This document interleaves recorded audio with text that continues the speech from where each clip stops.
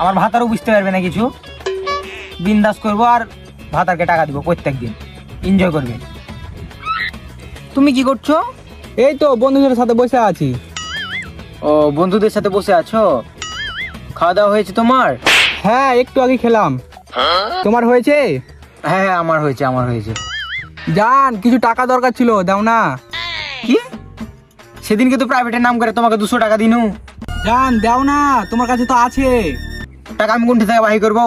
রাগ করো না, প্লিজ দাও না, খুব দরকার ছিল টাকাটা।